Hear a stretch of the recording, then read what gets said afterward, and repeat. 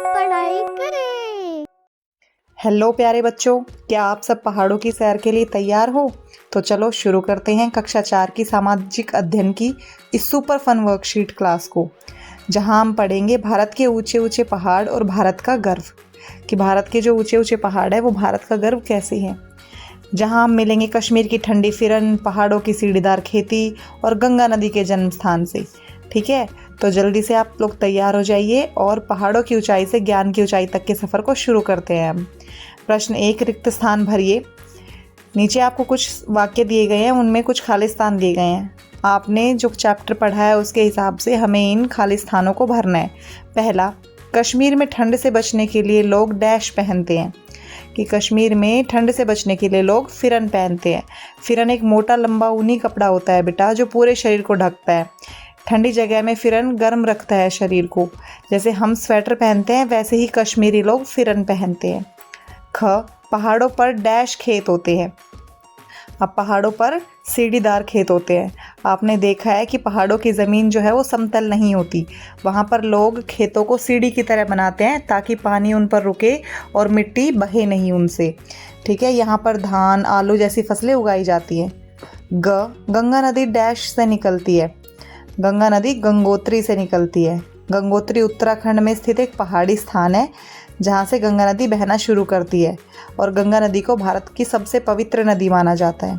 घ, डैश के लोग कढ़ाई वाली गोल टोपी पहनते हैं, तो इसका उत्तर होगा हिमाचल प्रदेश। हिमाचल प्रदेश के लोग रंग बिरंगी कढ़ाई की टोपी पहनते हैं। यह उनके पारंपरिक कपड़ों का हिस्सा होता है। त्योहारों में, शादियों में और बाकी त्योहारों पर जब भी खुशी का माहौल होता है तब वो लोग इस टोपी को पहनते हैं और इसे गर्व का प्रतीक माना जाता है। प्रश्न नंबर 2, सोचिए और उत्तर दीजिए। आप अपने परिवार के साथ पहाड़ों पर घूमने जा रहे हैं। पहाड़ों पर अनेक आकर्षण के केंद्र होते हैं, जैसे झरने, घाटियाँ, ऊंचे ऊंचे पहाड़, पेड़, जहाँ पर सैलानी अवश्य जाते हैं। आप भी किसी ऐसे स्थान पर गए और आपने देखा कि सैलानियों द्वारा फैलाया गया कूड़ा, प्लास्टिक की खाली बोतलें आदि उस स्थान की सुंदरता को नष्ट कर रहे हैं। अब सोचिए और बताइए। पहला, इस स्थिति में आप क्या करेंगे? इसका उत्तर हम लिखेंगे कि मैं सबसे पहले खुद किसी भी तरीके का कूड़ा डस्टबिन में ही डालूंगी।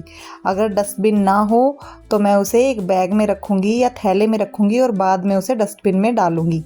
मैं अपने साथियों, अपने परिवार के सदस्य और बाकी लोगों को भी समझाऊंगी कि हमें प्रकृति को साफ सुथरा रखना चाहिए, क्योंकि बेटा जैसे हम अपने घर को साफ रखते हैं वैसे ही पहाड़ों को साफ रखना भी हमारी जिम्मेदारी होती है। हम हर जगह गंदगी फैलाएंगे तो कोई भी जगह सुंदर बचेगी ही नहीं।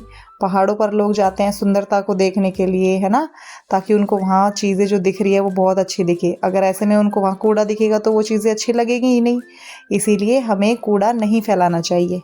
ख, इस कूड़े और प्लास्टिक के पर्यावरण पर क्या दुष्प्रभाव होंगे?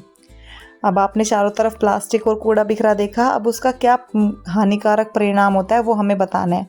इसका उत्तर हम लिखेंगे, प्लास्टिक जल्दी से नष्ट नहीं होता। यह मिट्टी को खराब करता है, पानी को गंदा करता है और जानवर इसे खा ले तो उनकी जान को भी खतरा होता है। इससे पेड़ पौधों को भी नुकसान होता है और पर्यावरण का संतुलन बिगड़ता है। आप सबको पता है कि अगर हमें कहीं पर गंदगी दिखाई दे बहुत सारी पड़ी हुई तो हम उस जगह पर नहीं जाते, है ना। तो ऐसे ही अगर पहाड़ों पर हमें बहुत सारा कूड़ा, प्लास्टिक और गंदगी दिखेगी तो लोग उस स्थान पर भी जाना कम कर देंगे। हमें ऐसा नहीं करना चाहिए और प्रकृति को, पर्यावरण को प्रदूषण से बचाना चाहिए। अगला प्रश्न, प्रश्न नंबर 3, निम्नलिखित को भारत के मानचित्र में अंकित कीजिए। नीचे कुछ स्थान दिए गए हैं जिनको हमें भारत के मानचित्र में दर्शाना है। बच्चों, क्या आपने भारत का नक्शा देखा है? उसमें होती है बहुत सारी रंगीन लाइनें जो नदियाँ, पहाड़, पठार और समुद्र को दिखाती है। हमने पहले पहाड़ों के बारे में पढ़ा है, अब हम उन्हीं जगहों को, उन्हीं पहाड़ों को भारत के नक्शे में ढूंढते हैं कि वो जगह कहाँ पर है, वो पहाड़ कहाँ पर है। क्योंकि आप लोग सोचिए, अगर आप भारत घूमने निकले हैं तो क्या उसकी जगह का नाम जानना केवल काफ़ी है? नहीं, आपको ये भी जानना चाहिए कि वह किस दिशा में है, कौन सी जगह पे है, वहाँ पर क्या क्या चीज़ें हैं, या जो पहाड़ आप घूमने जा रहे हैं वो किस तरफ है, कितना लंबा है, कहाँ तक फैला हुआ है।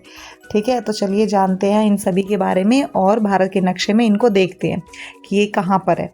पहला है हिमालय पर्वत। देखिए, आपको भारत के नक्शे में दिख रहा है सबसे ऊपर यानी उत्तर दिशा में जम्मू कश्मीर से लेकर हिमाचल प्रदेश, उत्तराखंड, सिक्किम और अरुणाचल प्रदेश राज्य में फैला हुआ है हिमालय पर्वत। ठीक है, यह भारत का सबसे ऊंचा पर्वत है। यहाँ पर बर्फ गिरती रहती है और यहीं से निकलती है गंगा नदी। हम सभी ने अभी ऊपर पढ़ा है गंगोत्री। गंगोत्री हिमालय पर्वतमाला में ही है। ठीक है, दूसरा अरावली पर्वत। अरावली पर्वत जो है वो भारत के नक्शे में देखिए बेटा, आप सभी को दिख रहा है, राजस्थान में और हरियाणा के कुछ जगह पर है। खासकर ये राजस्थान के दक्षिणी हिस्से में है। यह भारत का सबसे पुराना पर्वत है। यहाँ ज़्यादा गर्मी और रेत है, लेकिन जो पहाड़ है, जो अरावली पर्वतमाला है, ये यहाँ पर इसे हरियाली देने में मदद करते हैं। ठीक है, माउंट आबू आप सभी ने सुना है, बहुत सुंदर और बहुत अच्छी घूमने की जगह है। वो भी अरावली जो राजस्थान में है वहीं का हिल स्टेशन है। अगला पश्चिमी घाट। पश्चिमी घाट भारत के नक्शे में देखते हैं बेटा, देखिए ये है पश्चिमी घाट। ये महाराष्ट्र से लेके गोवा, कर्नाटक और केरल तक फैले हुए हैं, कन्याकुमारी तक। ठीक है, ये जो है बहुत ज़्यादा हरियाली वाला पर्वत है। यहाँ पर मानसून हमेशा रहता है। अगला है पूर्वी घाट। देखिए बेटा, आप सबको दिख रहा है पूर्वी घाट, ये उड़ीसा, आंध्र प्रदेश और तमिलनाडु में है। ठीक है, ये पश्चिमी घाट से छोटे होते हैं और इनकी ऊंचाई एक समान नहीं होती है। यहाँ पर भी बहुत सारी नदियाँ बहती हैं। ठीक है, आप इसको ऐसे याद रख सकते हैं, जहाँ से सूरज निकलता है वहीं से शुरू होता है पूर्वी घाट। अगला छोटा नागपुर पठार। पठार को समझते हैं, पठार यानी एक समतल लेकिन ज़मीन से ऊंचा उठा हुआ जगह होता है। ठीक है, ये पहाड़ की तरह बहुत ऊंचा नहीं होता, लेकिन ज़मीन से थोड़ा ऊंचा होता है। यह देखिए नक्शे में फैला हुआ है झारखंड, उड़ीसा और पश्चिम बंगाल के आसपास। आपने सुना होगा कि छोटा नागपुर जो है वो अपनी खानों या खदानों के लिए बहुत ही प्रसिद्ध है। यहाँ की खानें कोयले, लोहा और बॉक्साइट जैसे खनिजों से भरपूर है। अगला सतपुड़ा पर्वत। सतपुड़ा पर्वत मध्य प्रदेश और महाराष्ट्र में है। देखिए भारत के नक्शे में आपको दिख रहा है, यहाँ पर मध्य प्रदेश और महाराष्ट्र तक इसकी सीमा फैली हुई है। तो बच्चों, अभी हम सब ने इस छोटे से नक्शे के बारे में जाना कि इसमें हिमालय कहाँ पर है, अरावली कहाँ पर है, सतपुड़ा कहाँ पर है और बाकी भी बहुत सारी चीज़ें हमें पता चली। तो इस तरीके से आपने इस पूरी वर्कशीट को हल कर लिया है। उम्मीद है आपको ये बहुत अच्छे से समझ आई होगी। इसी तरीके की आसान और अच्छी वीडियोस के लिए जुड़े रहिए लर्निंग लैडर के साथ और वीडियो को लाइक कीजिए, शेयर कीजिए और चैनल को सब्सक्राइब कीजिए।